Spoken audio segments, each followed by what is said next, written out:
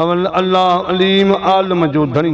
कादर पंहिंजे कुदरत से कायम आहे कदीम वाली वाहिद वाहदहू राज़िक़ रब रहीम सो सारायां सचो धणी चई हमद हकीम करे पाण करीम जोड़ू जोड़ जहान जो वहदहू ला शरीक लहू जिन आतो सी ईमान तिन मञो मोहम्मद कारणी कल्ब सां लिसान ओ फाइक में फुरकान ओतर कहन ओलिया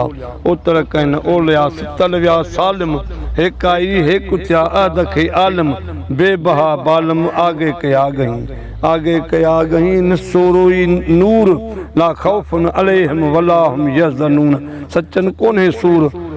मौले कयो ममूर अंग अज़ल में उनजो वदहू जे वढिया इल्लल्लाह सां ओरीन हियूं हकीकत गजो तरीक़त तोरीन मारफत जे माठ से ॾेसांदर डोरीन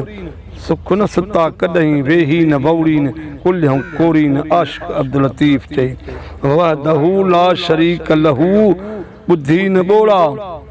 की के तो नसवा जे घट अंदर घोड़ा गाड़ींदे घोड़ा जित शायद थींदी साम्हूं वहदहू ला शरीक लहू इहो व्याज वीह खटी हाराई हंध तुंहिंजो हीउ पाणे चवंदे पी भरे जाम जन्नत मां वहदहू ला शरीक लहू इहो हिकिड़ाई हक़ ॿियाईअ खे बख जिन विधो से विसरिया छो त पाणे जल जलाल हू पाणे जान जमाल पाणे सूरत पिरियन जी पाणे हुस्न कमाल पाणे पीर मुर्शिद थी पाणे पाण ख़्याल सब सब सब सब होई हाल मंझां ई मालूम थियो सूर्य आहे सिंगार आगही आशिकनि जो मुणण मोटण मेहणू थिया निज़ारे निर्वार कुसन जो करार असुल आशिकनि जो सूर्य मथे सेण कहिड़ीअ लेखे सनरा जेलहूं लॻा नेण ते सूर पाए सेज थी आशिक ज़हर पिया कुवे ॾिसी वेसन घणूं करे ऐं कातिल जा हमेशा हेराक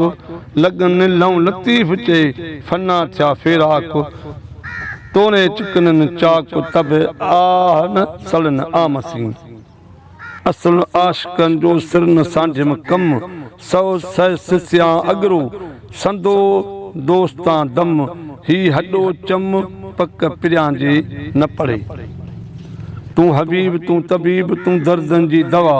जानब मुंहिंजे जीअ में हिन आज़ार जा अनवा साहिब ॾे शफ़ा मियां मरीज़नि खे तूं हबीब तूं तबीब तूं दारूं खे दर्दनि तूं ॾींहुं तूं लाहीं तूं ॾातर खे ॾुखंदनि तॾहिं फिकियूं फ़र्क़ु कनि जॾहिं अमर करियो उनखे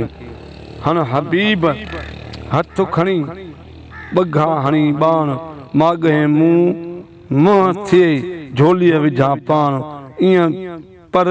साजन साण मां मुक़ाबिलो मूं थिए तिते तबीबनि या वञी विसरी जिते हबीबनि हणनि फाइक भरे नीह जी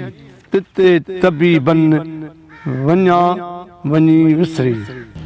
पतंग चाहीं पाण खे त अची आ ॻोझाए पचन घणा पचाया तूं पचन खे पचाओ वाक़फ़ थी विसाए आग न ॾिजे आम खे पतंग चाहीं पाण खे पसी मच मोट सहाई सुपरीअ जी घड़ त थिए घोट अञा तूं अरोट खूरीअ ख़बर न लही पतंगनि पह कयो मिड़िया मथे मच पसी लहसन लुछिया सड़िया मथे सच सदा गिचन गच वेचारनि विञाया